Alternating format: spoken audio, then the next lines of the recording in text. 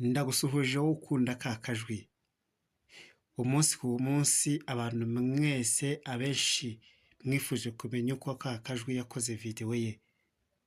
Abenshi bari bazi ko ari ibintu bidashoboka, nyamara kakajwi nawe yarabishoboye.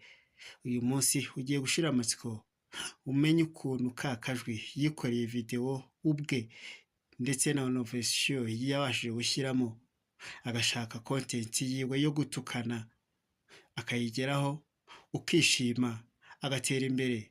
Uyu munsi akaba ari kakajwi mu projet menshi yashinze akuye mu ijambo kakajwi.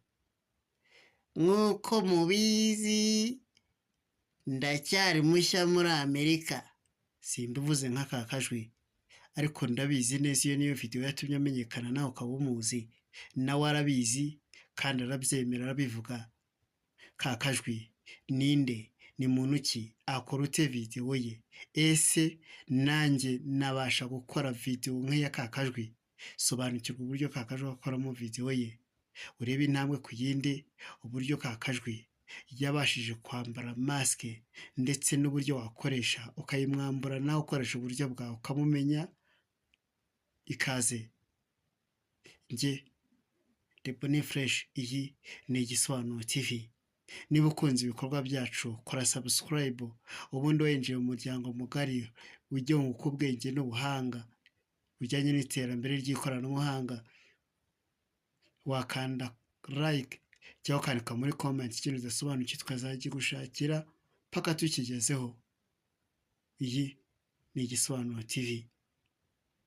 Igisobanuro TV, across the land, together we rise, together we see, the future is bright with Igisobanuro TV.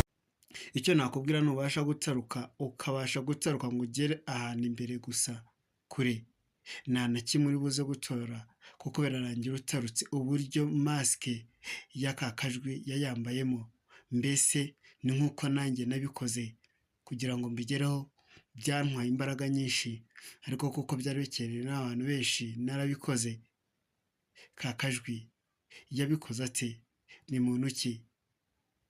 Icyambere nabanza kukubwira kuri kakajwi mbere kugira ngo nkwereke iyi maske uburyo yambaye ndetse na application yakoresheje, nuko kakajwi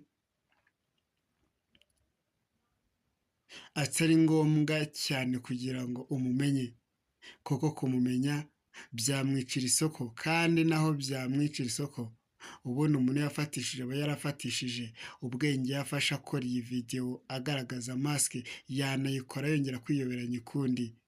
Niyo mpamvu atari byiza gushamura kumenya kakajwi uwo ari we n'uburyo yakozemo izi video. Icya kabiri, kakajwi kuba mutamuzi nicyo kimubeshejeho kurusha ikindi. Niyo mpamvu aguha nyoko ntubabare ahubwo ugaseka. Niyo mpamvu akwita bya bindi byose agutuka, dore ko mu magambo abiri n'ibiti 9 bari ibitutsi, nyamara ntawe bibabaza ahubwo arishima. Nyamara ibyo yakubwira byose nta kintu na kimwe wababaraho, ahubwo birushaho gushimisha bitewe n'uburyo abivugamo imbere ya maske. Ni kakajwi. Umuhungu wa Gatanazi niko yita. Ese ufite amatsiko yo kumumenya? Kora subscribe turebe, wandike comment ngo yes, ubundi menye neza ko wari ubikeneye. Kakajwi numumenya uzatangara cyane ko kubikora atari ubuhanga bwinshi yakoresheje, ahubwo yakoresheje akantu gatoya utaruzi. Uyu munsi ariko ugiye kukamenya. Nge nibereye mu Rwanda, nubwo we avuga ko ari muri Amerika, nge ntabwo ariho ndi rwose, nibereye mu Rwanda ariko muri Canada niho ntuye. Ese wabyemera? Deboni Fresh, Igisobanuro TV niwe ugiye kugeza aya makuru.